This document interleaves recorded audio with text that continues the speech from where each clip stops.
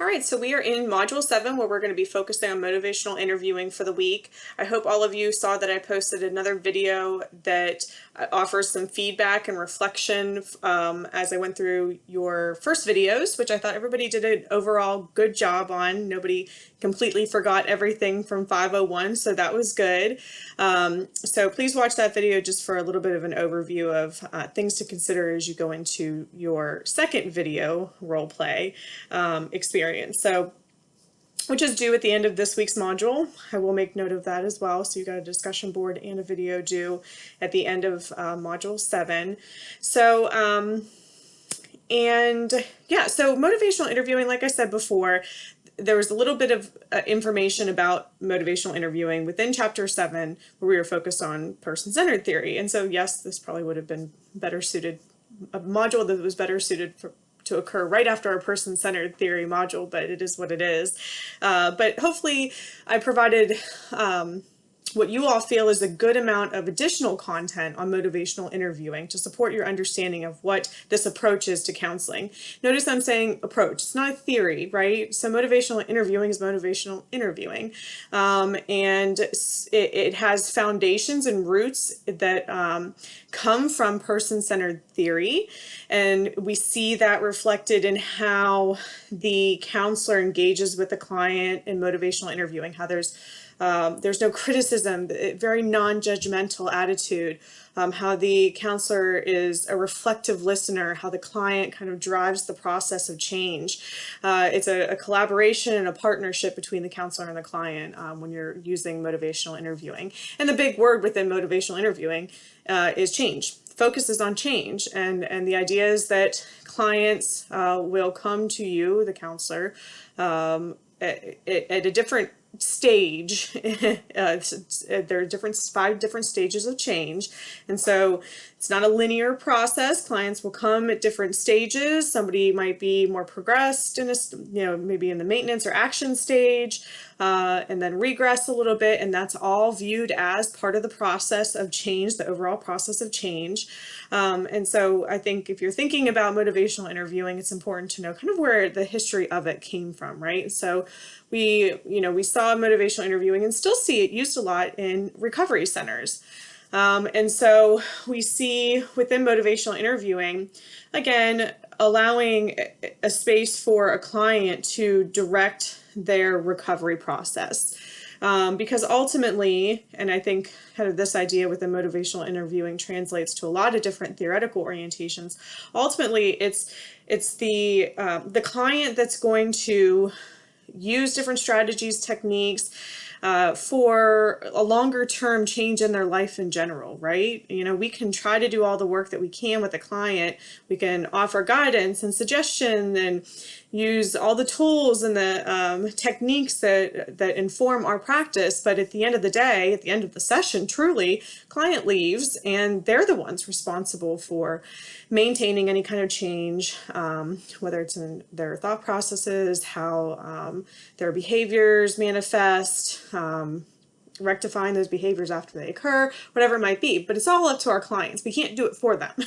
And so I will say this again and again, our clients we should not be doing more work than our clients. Our clients need to be doing the work for themselves. And within motivational interviewing, we see that that's really a central focus, is that understanding that the clients, while a client has the innate ability to change within themselves, we can't force our clients to change. And I think that does fit very nicely within the recovery community. You can't force somebody, you can't force a client, you can't hold their hand every minute so that they, don't relapse. And part of that is, understanding that that's part of the natural process depending on the client. I think another key aspect of motivational interviewing is that, we don't use that term resistance in motivational interviewing, right? Ambivalence is the term that's used. And so, I even find myself still kind of going towards that word resistance. Clients that are resistant pose A, B, and C problems to us as the counselor. They make our lives harder.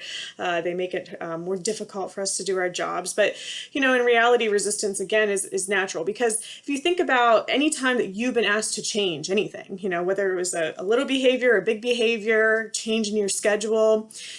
I mean, I'm pretty sure everybody was asked to change at least one thing March or April in their lives, if not more than that. And so it is our natural inclination as humans to be hesitant to change. Why? Because we're comfortable in our space. Regardless of what that space looks like to others outside, regardless of what it feels like, regardless of the harm that we could potentially be doing to ourselves, you know, change is uncomfortable. Maintenance tends to be comfortable. And so, you know, what would look like resistance, you know, is the ambivalence within motivational interviewing. And so there's from the counselor's perspective, you know, that reluctance to change, the tendency for people to go from one stage of change to another and then back, kind of ebb and flow, being okay with the idea of change, being ready to actually have an action plan put into place because there's concrete steps that are taken within motivational interviewing, right? I say concrete, but there's an understanding that nothing is set in stone, I guess. But so, you know, we can get to a point where, and our clients can get to a point where they feel like, yep, they're ready to make, you know, the adjustments that they need to make, but then they backtrack, right? And then they think, you know, I'm just going to stay in my comfort zone for a little while longer.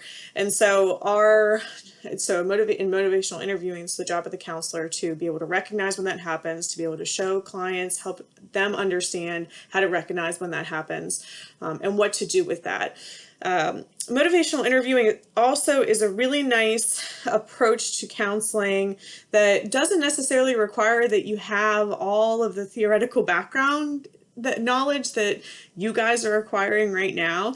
And so, you know, when you think about individuals that work in recovery centers and peer support specialists that may not have master's degrees, and that's obviously fine, you know, when we're thinking about the ORs, the four kind of key skills in motivational interviewing, they're really those basic foundational skills that we develop as counselors. And so there's an emphasis on that. And so I think motivational interviewing, again, fits nicely for people that are working with other people that are in kind of those bachelor level or entry level positions, because it's not as rigidly focused on the theory that underpins the actual orientation, if you will, because it's motivational interviewing. It's not an actual theory. And so if we think about the ORs and the four skills, the open questions, affirmations, reflections, and summaries, these are those things that I think you've heard me speak about a lot, and I will continue to speak about that. But I think it's really nice if you're leaning towards using motivational interviewing, if you have experience using motivational interviewing techniques, or if you're just looking for something to complement another theoretical perspective that you're thinking about integrating in your future practice. Going back to those four key skills, having that constant reminder that yes, we have to be actively listening to our clients. We show our clients that we're actively listening by asking open-ended questions that are meaningful, that provide substance to the session, and we provide our own reflections and summaries, and we check in with our clients to make sure that our understanding of what they're saying is what they hope that we understand. So I like kind of that nature of motivational interviewing. I think a lot of people that are drawn to it in their earlier years as well in counseling, if you're not already using it already or haven't in the past. So, you know, there are other, I included the change plan, some information on the stages of change.